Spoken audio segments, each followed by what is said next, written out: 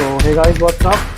I'm Siddhant from Designhill, and today we are back to the webinar with Stephen Thomas, and we formally call him Steve. The topic of the webinar is storytelling by design. So Steve is an illustrator, artist, and a designer. He was also a speaker on WTF 20, the world's biggest digital conference for artists, and today he is back with this webinar.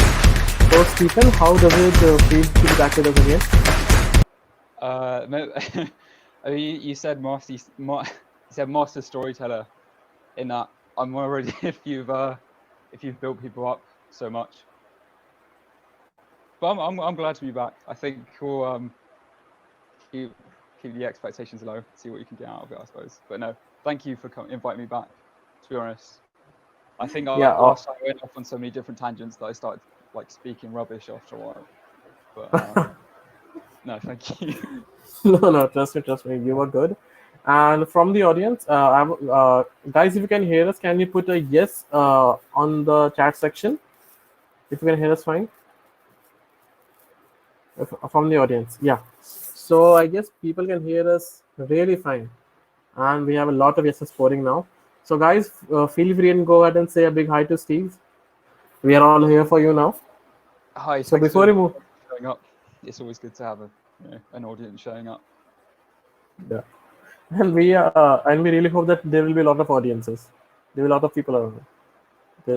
Okay. So Stephen, it's good to have you again. And this event is brought to you by Designhill, world's largest creative marketplace, catering to design needs of startups and of all sizes. And guys, we really aim to make this as interactive as possible. So if you have any questions for the speaker or for us, please put them under the questions tab, and you will be notified as soon as a question is picked up. Not only this, you will be able to afford any question as you like, and we will pick the highest afforded questions preferentially. So let us go ahead. And Stephen, why don't you go ahead and break the concept of storytelling to our audience and why it is important? Well, I just wanted to start off with modern art. And I know that modern art is pretty controversial at the moment.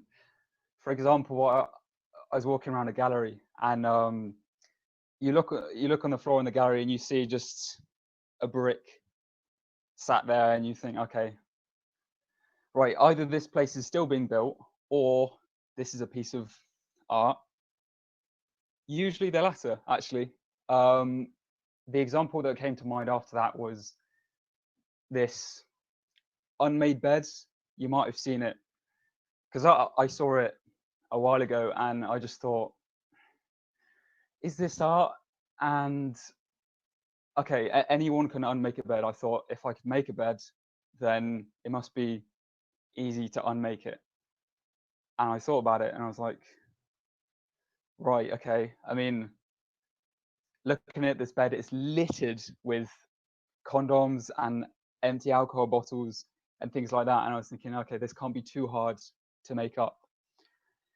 Turns out that this bed sold for 2.5 million.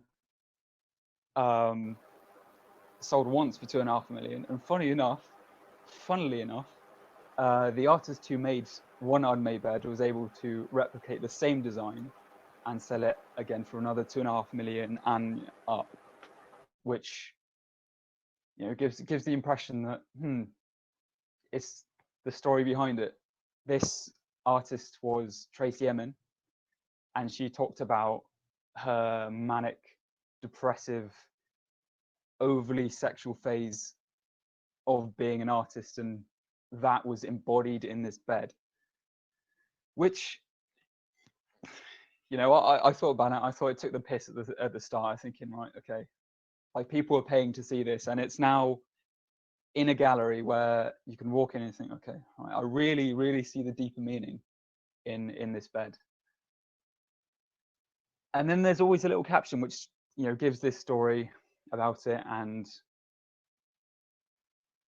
the whole point of this, and there's so many different aspects of it, the whole point of this is to show that storytelling, I believe, is the most important aspect of art. It's one of those things that is so much more important than technical ability, composition, format, anything like that, and should be treated as the highest priority, whether it be well, in fact, especially in education. I mean, I just finished uni and I feel as though my work could have been a little bit better if they said, okay, focus on the story to begin with and make it authentic. But this is something that sort of slips underneath and is regarded as something that's like an entirely different subject. Um, yeah, that's it. No, that's the main point. That's the idea that I want to convey and leave with you today after this presentation, that storytelling is the foundation for everything else. Like, it runs everything. So that's the main idea, and maybe you'll enjoy the rest of this. Yeah. And Stephen, all right. And before we proceed forward, we would like to know that how did you get into storytelling through your design and how the journey has been since then? Um,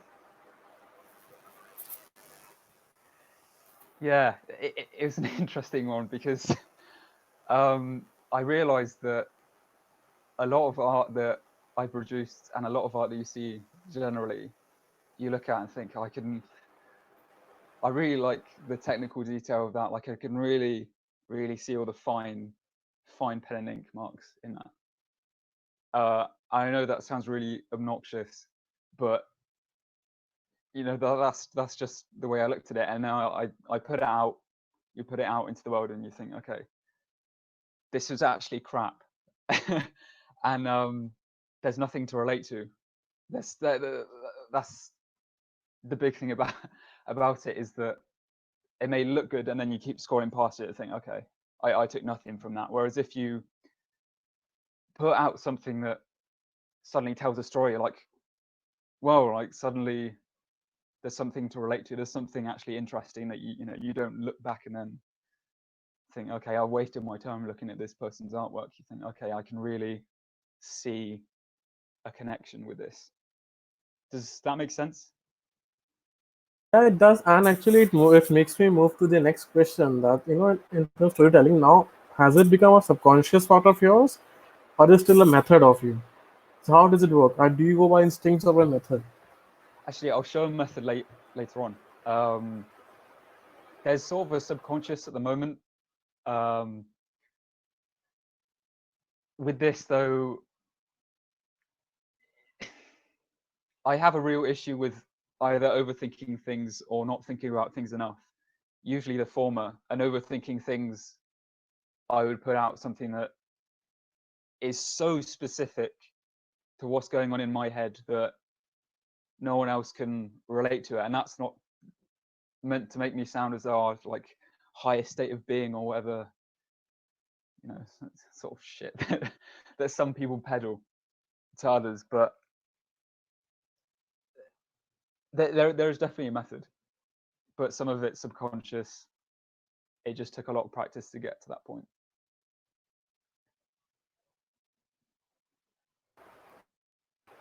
So, Steve, before I put this thing entirely over to you, one last question.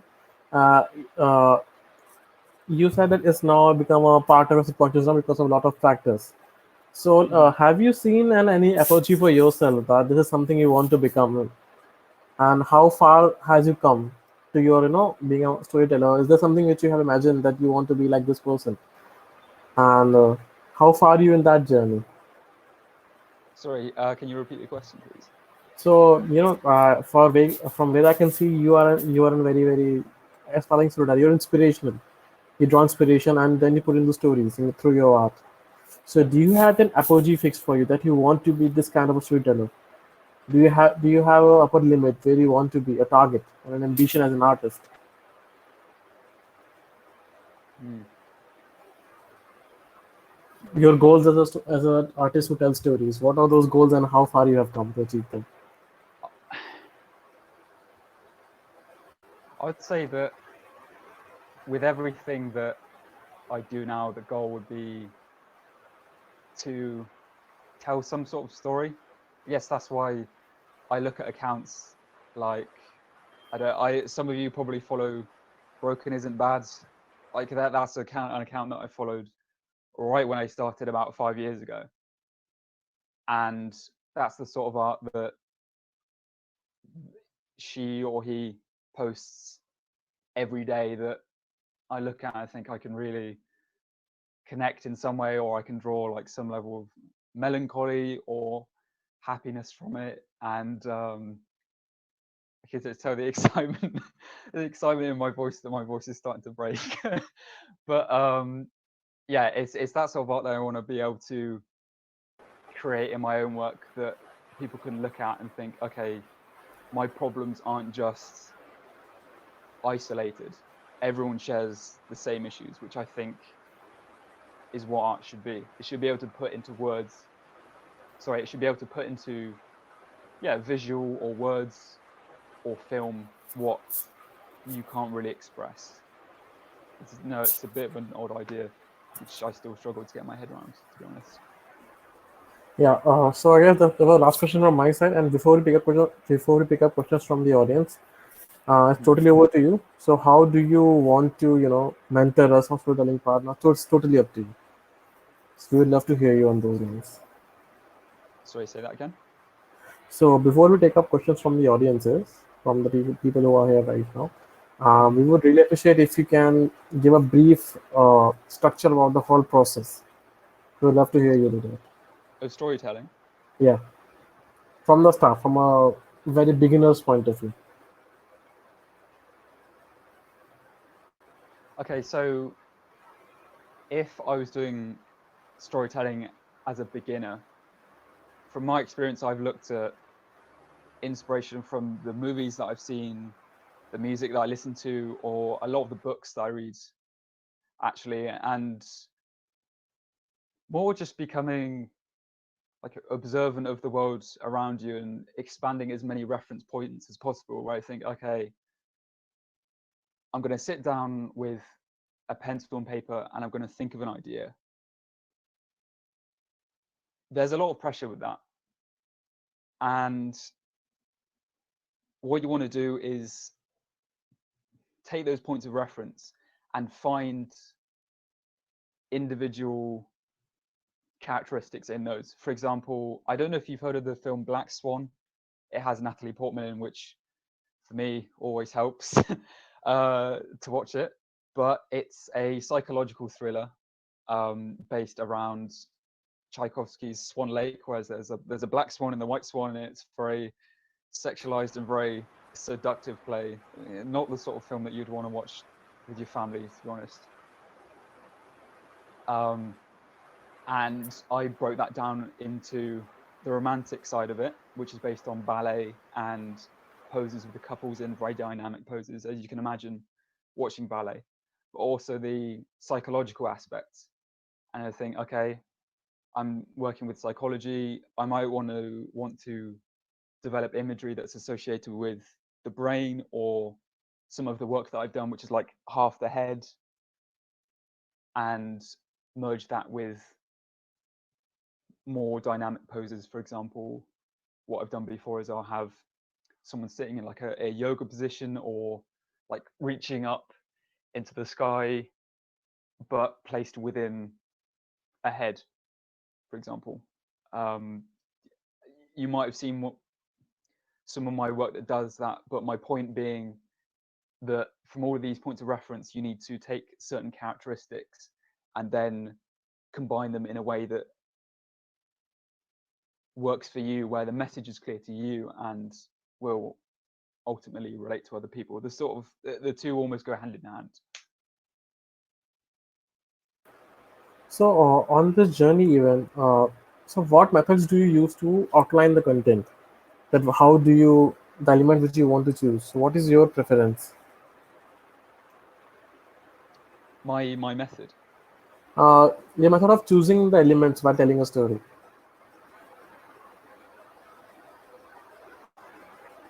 starting from your the medium to the colors which are going to use the figures and everything. So how do you arrive on that conclusion that this is how you want to be? I see. Okay. I need to think about that one. Hmm. Well, if you go to the Black Swan example, there's so many poses that you find on websites like Pinterest or DeviantArt or any website really. So I'd type in dynamic figure poses, couple poses, and I'd look at those and I'd search for a particular pose that I like the most. For example, I've taken poses where, you know, it's like a waltzing pose where there's, you know, a guy and he has his arms around this girl who's some archetype in one way or another. It's not really important.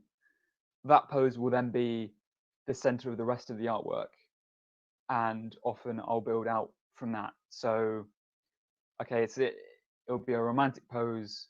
I might combine that with imagery of the heart or flowers and leaves, for example, to convey this sort of natural idea. It's I found it difficult because it's almost more difficult now because of social media, when it's not like writing a book or a film. You have a couple of seconds to produce a piece of art that people could potentially connect with. And I'll be honest, you'll come up with a lot of shit before you come up with something that actually resonates with you and other people. It took me, God, about 600 pieces to come up with something that I was happy with and that other people really responded to. And being realistic about it, it's all sort of up and down in terms of your ability to produce artwork that tells a story, because you only have a couple of seconds. People will be on you and you think, okay, I really want to show something that people can connect to, and you take those different imagery and merge them together. But in terms of character design, for example, the characters that I've used in my work, you want to have them doing something instead of, it's like hyperrealism. Is that you've seen really realistic portraits of people, you think like the amount of time that's gone into that. And it's like pictures of Will Smith, for example. I saw that picture. It's like it's uncanny, and you like really respect the amount of time that's gone into this, but there isn't a story there. And it's like why like a child's artwork is so authentic, because there's no holding back. Like it could be just two stick figures, but they'll be doing something, and it's interesting because you'll immediately formulate a story in your mind about, you know, what's going on. If that makes sense. Yeah, it does actually. It does. It does. So, Okay. because that's why we have a lot of questions. We have a lot of questions, and we will, guys, don't worry. We will pick the questions in a while. After a few minutes, we will start taking the questions as well. So before, let's talk to Steve as well. So Steve, except for you, you gave a couple of your stories that how you got inspired from Black Swan and Will Smith picture and everything. Mhm. So on those lines, when you talk about storytelling, now let's go on a little commercial side. Let us Okay. say if I'm a designer, I'm not designing for, let's say, for an audience perspective. I'm designing for a client perspective. Mhm. That's strictly B2B because So what? So storytelling from commercial perspective. yeah, put a brand in the story and how it works. Oh, I see. So yeah, I've had a lot of thoughts on this, particularly from some of the work that I did at uni. And as I said, a lot of it is really crap. And then I sort of flipped my perspective on it, and I thinking, right, storytelling runs everything. It's one of those things that when you're creating a brand, I hate to, I hate to harp on about that building a brand, because there's so much of that shit on social media. You know, I have amazing respect for people building businesses, but it's like a stereotype now of like building a brand, particularly that phase. But what I want to emphasize is the fact that it's always the story behind it. For example, um, let's take high heels, for example. I know it's a very specific example, but that's just telling a story as far away from art as I can take it. High heels are like a medieval torture device, I think.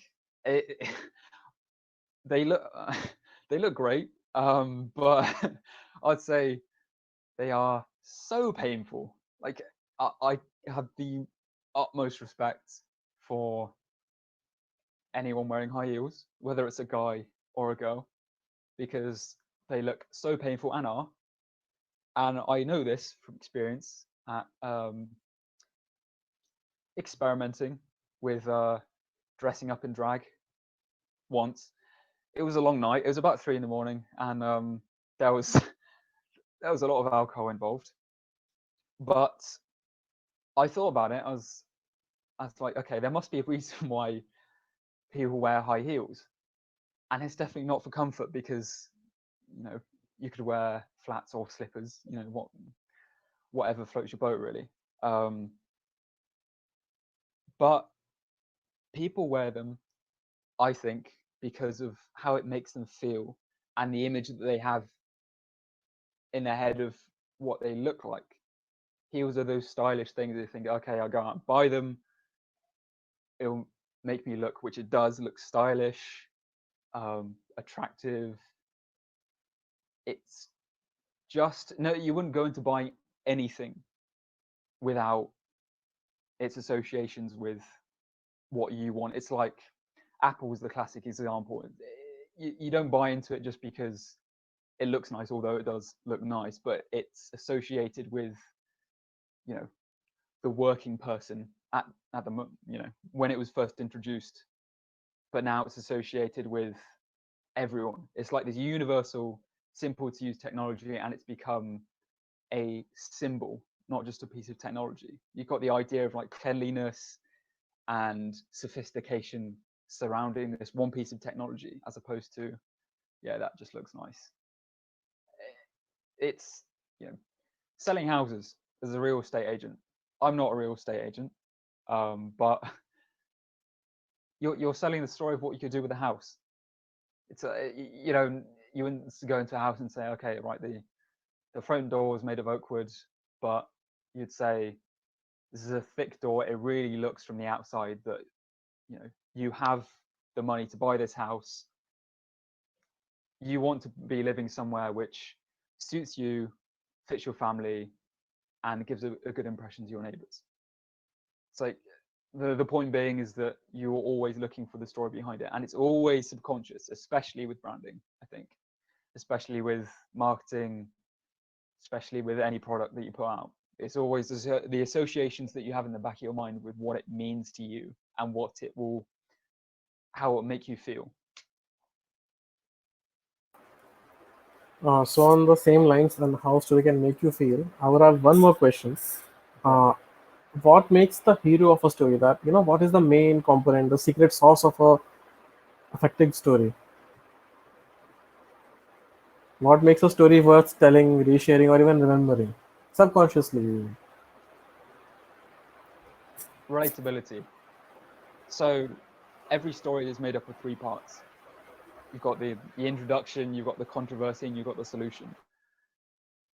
But that's all well and good, and that's that's great. But then you look at a film like The Room with Tommy Wiseau. It's probably the one of the worst films that I've ever seen. In fact, I haven't watched it because I know how bad it is, and that ideally contains those three things: the introduction, the controversy, and then the solution at the end.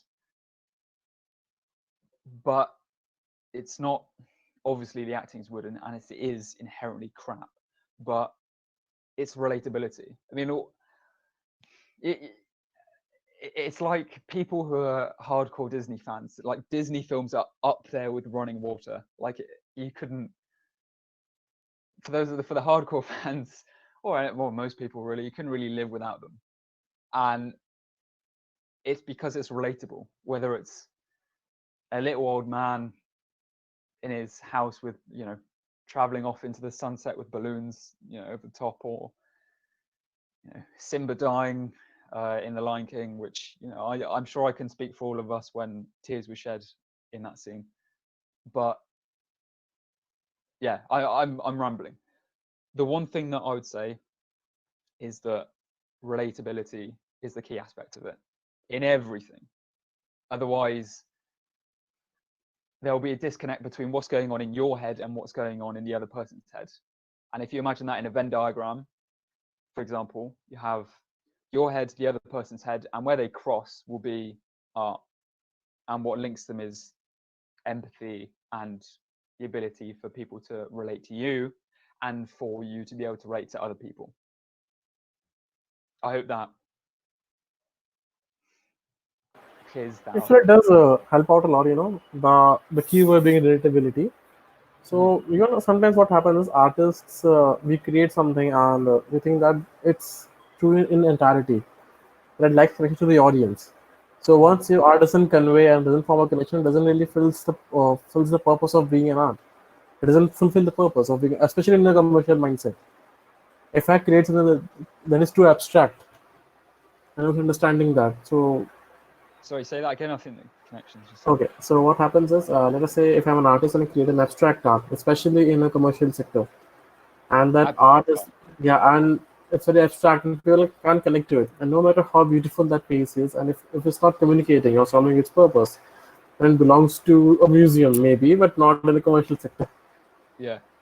So also, like if you had a canvas with like splotches of color on it. Does that make sense? Is that what you're talking about? yeah, of course. The very first example of the brick person, that brick is good in a gallery, but not in a Oh, I commercial see. setting. That I Yeah. want to sell my products through that art. Right. Yeah, I mean, there is, again, that comes back to relatability. I think there is a cutoff point when what you're trying to convey is so far removed and so specific to you that no one else gets it. I've put up Exactly. like loads of art before, which is like so specific to me, and everyone will be looking at like, I don't. They're like, there's nothing there. Do you know what I mean? Like, there's relatability, and then there's just going too far the other way. Where I think, and I'm really harping back on my experience of, traveling on buses. Everyone travels on buses. Okay, that's relatable, but the story where you started speaking to that old woman of becoming a radical conservative politician, and it's that's not the sort of conversation that you have every day. Does that make sense? It's like within the art world, that's too specific, as opposed to family connections, or as I said before, Disney films are a perfect example of it. You just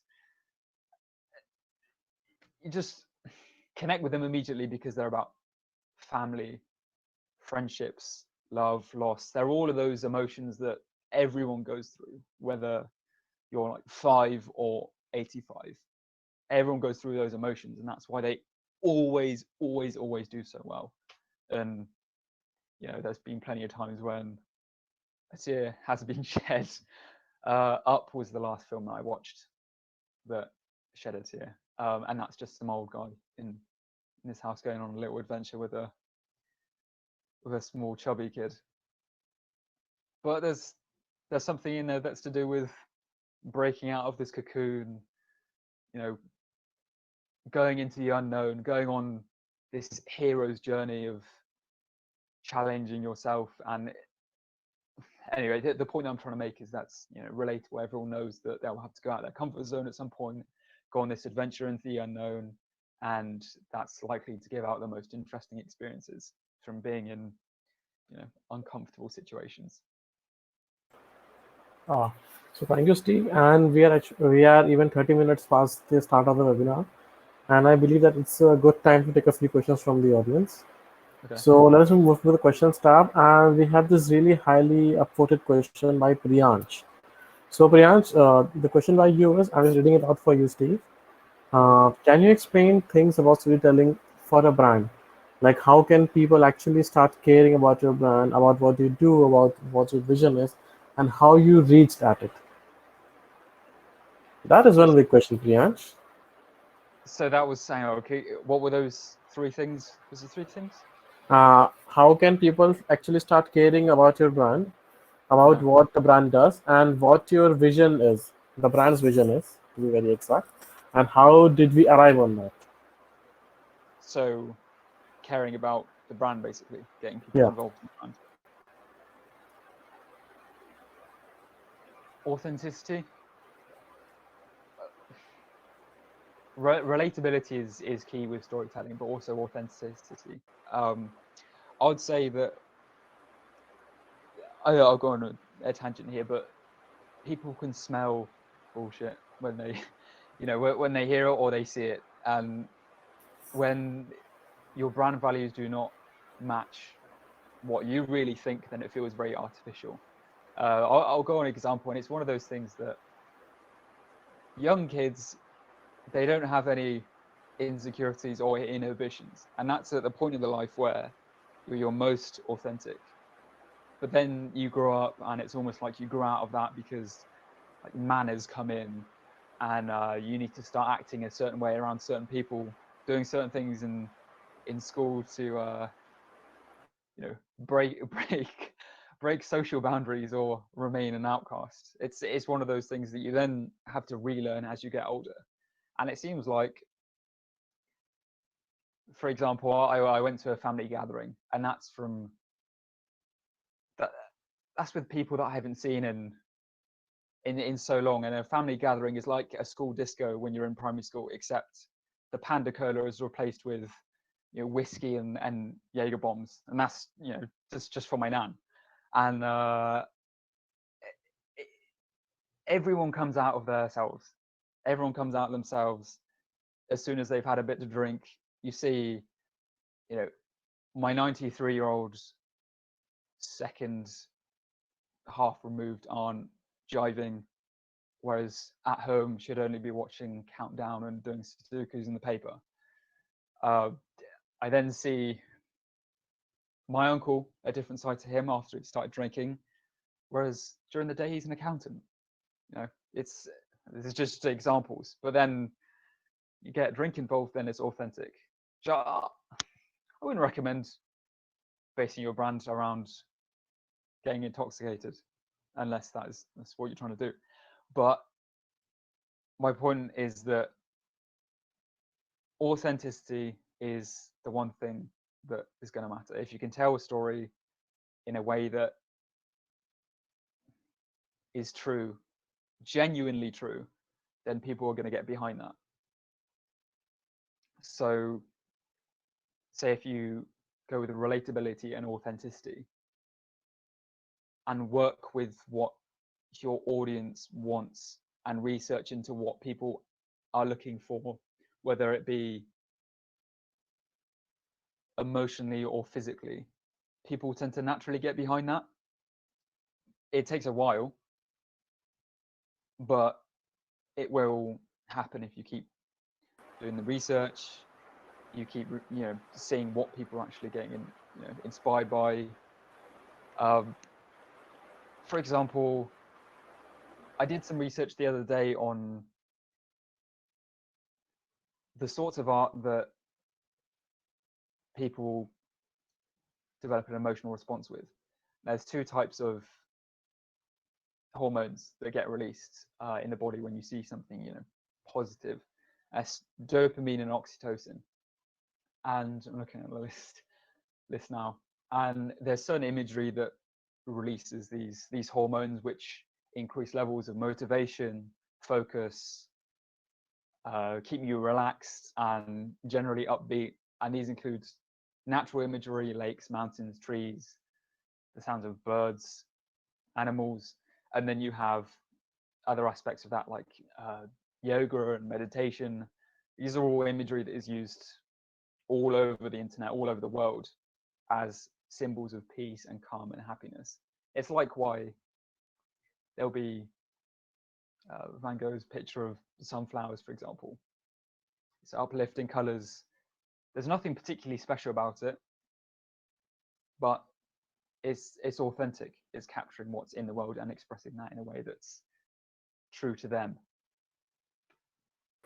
If you want me to be more specific, please ask.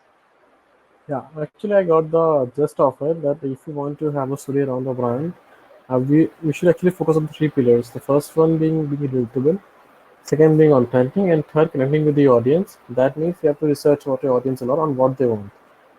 So Mm-hmm. we can be coherent on their expectations and our capabilities as well.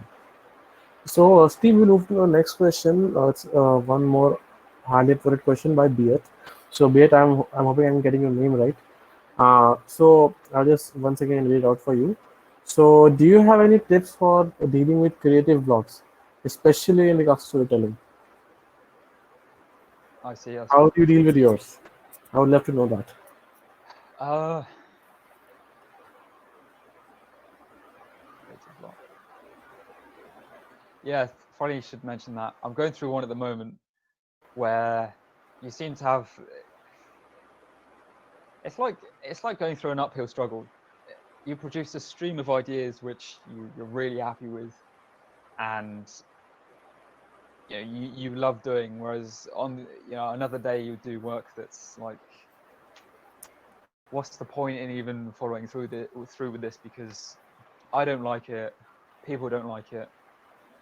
I've wasted the last 5 hours doing something when I could have been doing something else. But the way that I've dealt with creative block is to keep testing ideas, just putting pen to paper and seeing what comes out. I know that's vague, but it's something that is hard to get over.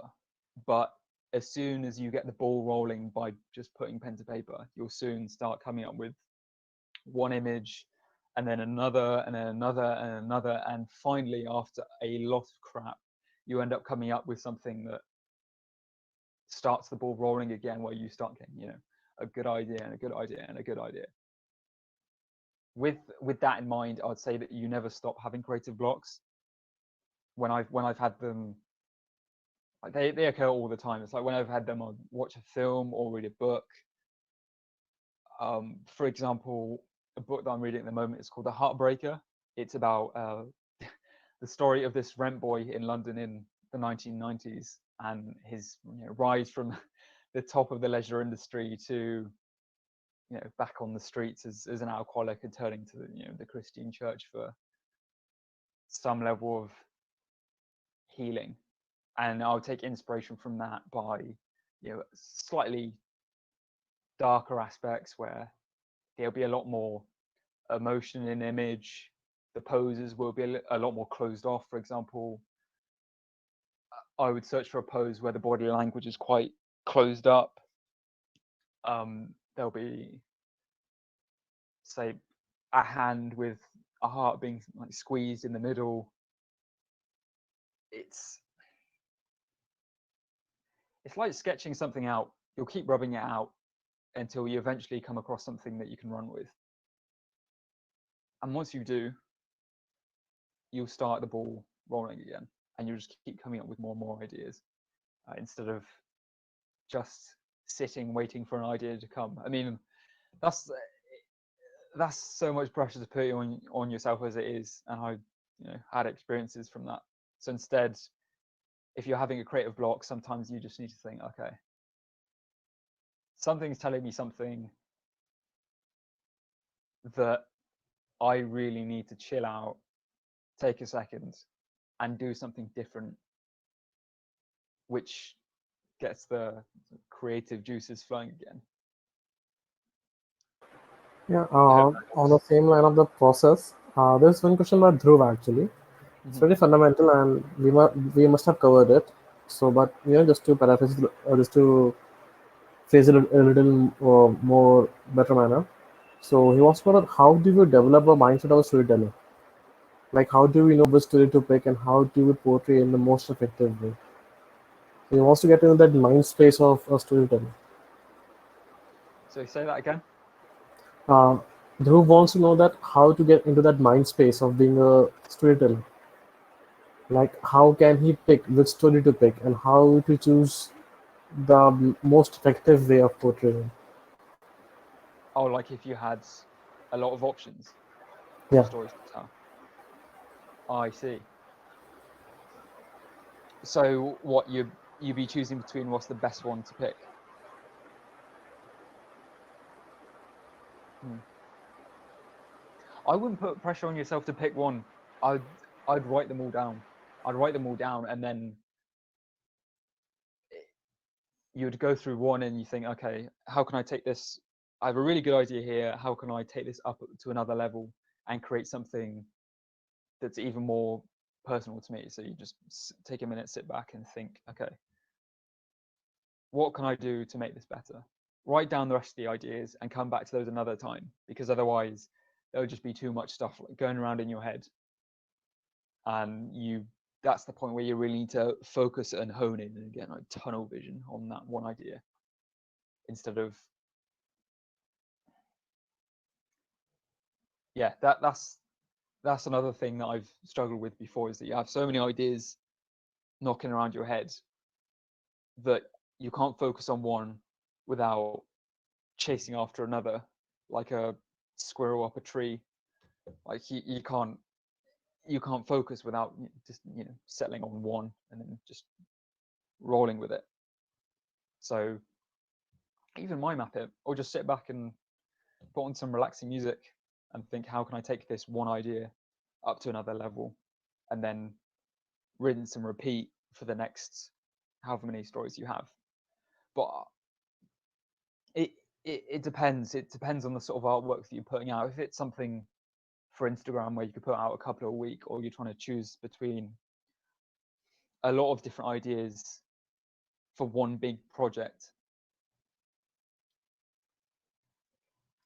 you need to find, in that case, I think you need to find a balance between what you enjoy doing the most instead of what would get the best response from your audience. And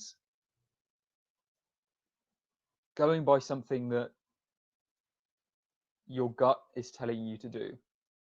What I found is that when you switch off that thinking part of your mind, your gut sort of kicks in and starts feeding you information that, okay, this idea is going to be the most relatable and authentic that I've got, and then go with it instead of thinking, oh, in hindsight, these ideas could have worked better, because there's no way in hell that you could have known that that would be the case.